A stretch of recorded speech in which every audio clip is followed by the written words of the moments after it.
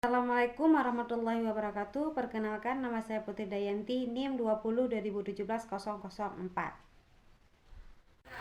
Assalamualaikum warahmatullahi wabarakatuh. Perkenalkan, nama saya Juriani Siska, NIM 20 2017 009. Assalamualaikum warahmatullahi wabarakatuh. Nama saya Lastia, NIM 20 20 17 028. Assalamualaikum warahmatullahi wabarakatuh. Perkenalkan, nama saya Mirayani, NIM 20 20 17 016. Assalamualaikum warahmatullahi wabarakatuh. Perkenalkan, nama saya Ramyati, NIM 20 20 17 021. Baiklah, saya akan memulai presentasi tentang teknik pengumpulan data. Apa itu teknik pengumpulan data? Teknik pengumpulan data merupakan langkah utama dalam penelitian. Misalnya, jika seseorang ingin mengangkat suatu judul, maka seorang tersebut akan melakukan penelitian. Apa tujuan dari penelitian tersebut? Penelitian digunakan untuk dapat mengumpulkan data. Pengumpulan data dilakukan untuk memperoleh informasi-informasi yang dibutuhkan untuk mencapai hasil dari penelitian tersebut. Pengumpulan data dapat dilakukan dengan berbagai cara. Yang pertama, ada dari segi settingan atau setting alamiah, juga disebut secara natural. Yang kedua, ada segi sumber datanya, yang dapat digunakan dengan sumber data primer dan sumber data sekunder.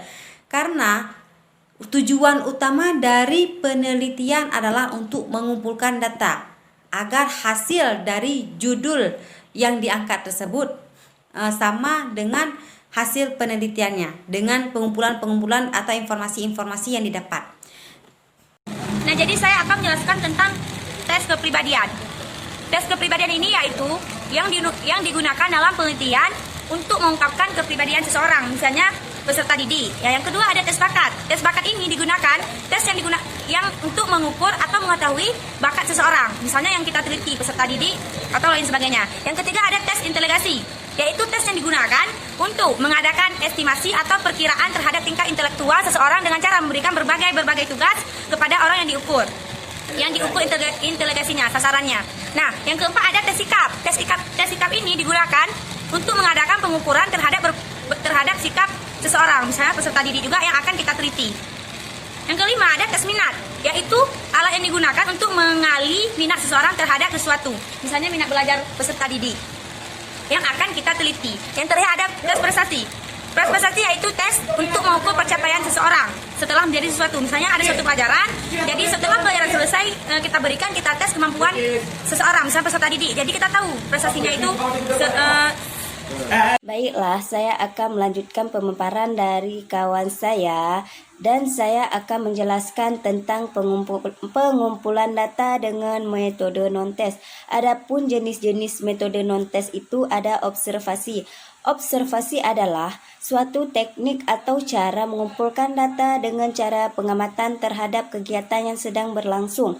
Dan adapun langkah-langkah dalam observasi itu ada 3, yaitu yang pertama pertemuan berencana. Pertemuan berencana itu dalam menyusun rencana observasi itu perlu diadakan pertemuan bersama.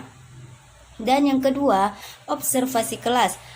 Dalam observasi kelas itu proses pembelajaran dan mengumpulkan data mengenai segala sesuatu yang terjadi pada proses pembelajaran tersebut. Dan yang ketiga diskusi balikan. Diskusi balikan itu guru sebagai peneliti bersama dengan pengamat mempelajari data hasil observasi untuk dijadikan catatan lapangan. Saya akan melanjutkan penjelasan dari kawan saya tentang pengumpulan data dengan metode non-test. Yang pertama tadi ada observasi yang sebelumnya sudah dijelaskan oleh Lastia. Yang kedua ada angket atau kuesioner. Angket atau kuesioner adalah daftar pertanyaan yang diberikan kepada orang lain yang bersedia memberikan responnya sesuai dengan permintaan pengguna. Angket atau kuesioner ini dibedakan menjadi 2 jenis. Yang pertama ada angket terbuka dan angket tertutup. Angket terbuka adalah angket yang disajikan sedemikian rupa sehingga responden dapat memberikan isian sesuai dengan kehendak atau keadaannya. Sedangkan angket tertutup adalah angket yang disajikan sedemikian rupa sehingga responden hanya tinggal memberikan tanda centang pada kolom yang sudah diberikan, atau hanya tinggal memilih jawabannya saja. Pengumpulan data dengan metode non-test yang pertama yaitu dengan studi dokumenter. Studi dokumenter adalah suatu teknik pengumpulan data dengan cara menghimpun dan menganalisis dokumen-dokumen, baik dokumen tertulis maupun dokumen gambar maupun dokumen elektronik. Jadi metode dokumentasi yaitu mencari data mengenai hal-hal ataupun variabel-variabel, baik berupa catatan, transkrip, buku, surat kabar, dan lain sebagainya. Yang kedua, autobiografi. Autobiografi merupakan karangan yang dibuat oleh siswa mengenai riwayat hidupnya sampai pada saat sekarang.